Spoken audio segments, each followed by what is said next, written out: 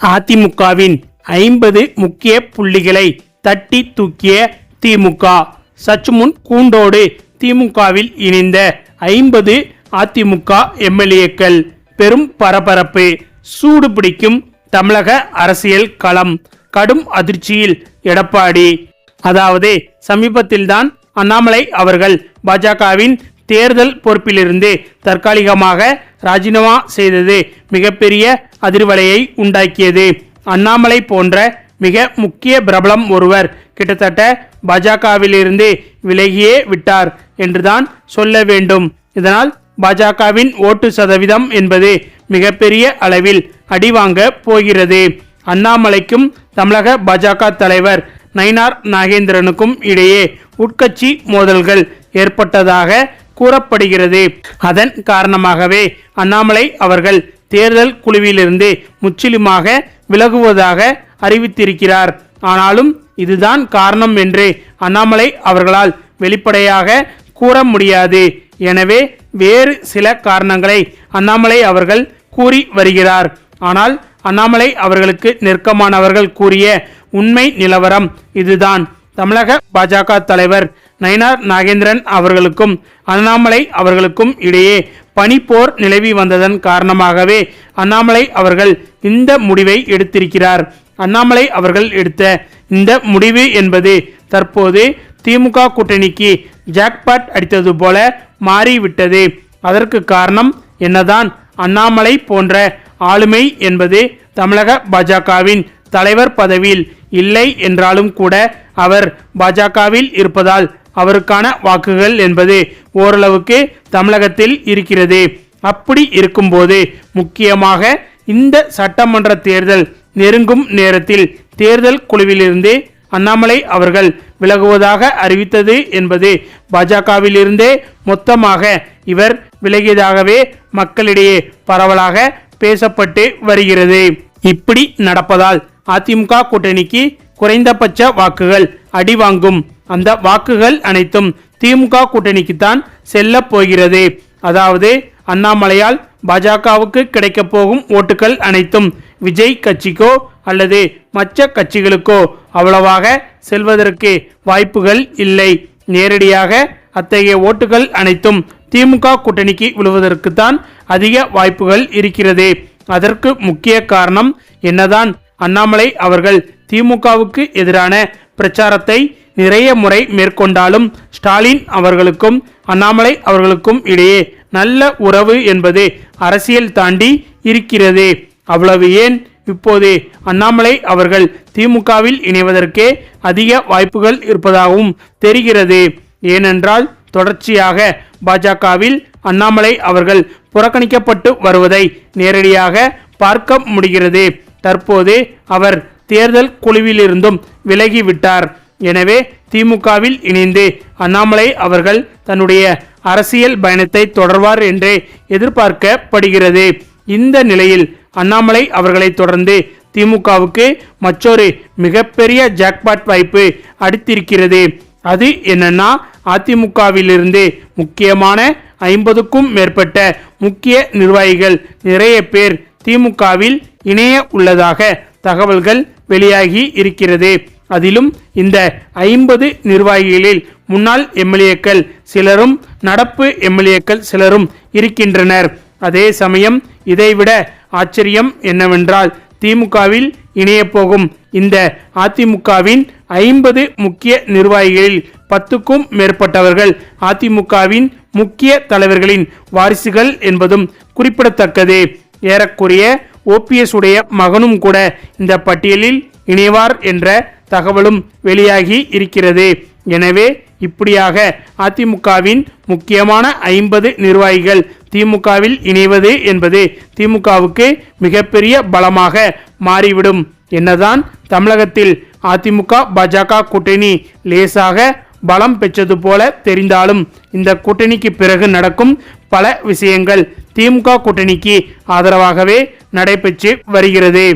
அதிலும் தேமுதிக இப்போது வரை பாஜக கூட்டணியில் சேர்வதற்கு 1% கூட வாய்ப்பில்லை என்றுதான் தெரிகிறது.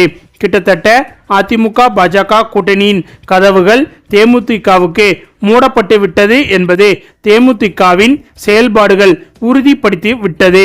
ஏனென்றால் கடந்த சில நாட்களாகவே பிரேமலதா விஜயகாந்த் கொடுக்கும் பேட்டிகள் அனைத்தும் திமுகவுக்கு ஆதரவாகவே இருக்கிறது.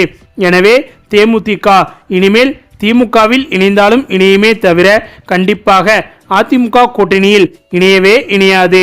அதனால்தான் எப்படி பார்த்தாலும் தேமுதிக எடுக்க போகும் முடிவு என்பது திமுகவுக்கு சாதகமாகத்தான் இருக்க போகிறது. தமிழகத்தில் அதிமுக, பாஜக மற்றும் மற்ற கட்சிகள் இணைந்து என்டிஏ கூட்டணி உருவானதற்கு பிறகு அதிமுக கூட்டணிக்கு பின்னடைவுகள் தான் நிறைய ஏற்பட்டு வருகிறது. அதே சமயம் திமுகவுக்கு நிறைய விஷயங்கள் நல்லதாகவே நடந்து வருகிறது. அந்த வரிசையில் தற்போது 50 அதிமுகவின் முக்கிய நிர்வாகிகள் திமுக கூட்டணியில் இணைய இருப்பது மேலும் மேலும் திமுகவுக்கு பலமாக மாறிவிட்டது. இதை தவிர்த்து பார்த்தால் ஓபிஎஸ் அவர்களும் இதுவரை எந்த கூட்டணிக்கு செல்கிறார் என்பதும் இன்னும் முடிவாகவில்லை. இவரும் கிட்டத்தட்ட தேமுதிக போலதான் முடிவெடுத்து இருக்கிறார். அதாவது டிடிவி தினகரன், எடப்பாடி இருவரும் ஒரே கூட்டணியில் இணைந்தது என்பது ஓபிஎஸ்க்கு முதுகில் குத்தியது போல மாறிவிட்டது. எனவேதான் கண்டிப்பாக ஓபிஎஸ் அவர்கள் அதிமுக கூட்டணிக்கு செல்வது என்பது 1% கூட வாய்ப்பில்லை. அப்படி இருக்கும்போது ஓபிஎஸ் அவர்கள் திமுக கூட்டணியோடு இணைந்து போட்டியிடுவதற்கே அதிக வாய்ப்புகள் இருக்கிறது. அது மட்டுமில்லாமல் தமிழகத்தில் மோடி அவர்களின் வருகைக்கு பிறகு என்டிஏ கூட்டணி உருவானதற்கு பிறகு அதிமுக கூட்டணிக்கு நல்லது நடக்கிறதோ இல்லையோ, திமுக கூட்டணிக்கு தான் நிறைய நல்ல விஷயங்கள் தொடர்ச்சியாக நடந்து வருகிறது. அதே சமயம் ஓபிஎஸ் மகன் ரவீந்திரநாத்தும் திமுகவில் இணைவதற்கான வாய்ப்புகள் தான் பிரகாசமாக தெரிகிறது. அதற்கு மற்றொரு முக்கிய காரணம், கடந்த 3 நாட்களாகவே திமுக தலைவர்களிடம் ரவீந்திரநாத் அவர்கள் தொடர்ச்சியாக பேசி வருகிறார் என்பதும் குறிப்பிடத்தக்கது.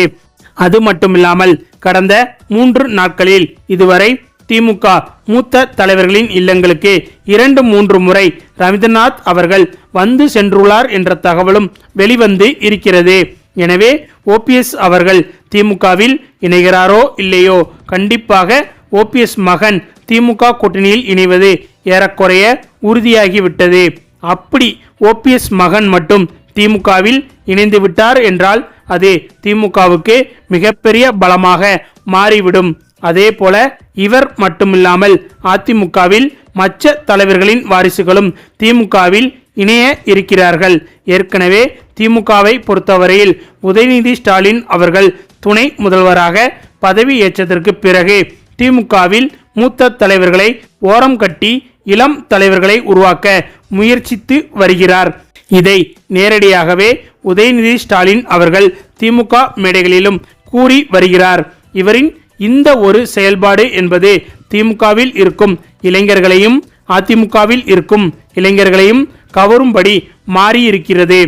அந்த ஒரு காரணத்தால் தான் தற்போது அதிமுகவிலிருந்து நிறைய வாரிசுகள் திமுகவை நோக்கி வருவதற்கு காரணமாகவும் மாறியிருக்கிறது.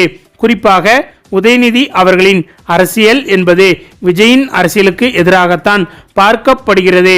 எனவே விஜய் அவர்கள் அரசியலுக்கு வந்த பிறகு விஜய் அவர்களின் கட்சியில் பெரும்பாலும் இளைஞர்களாகத்தான் இருக்கிறார்கள்.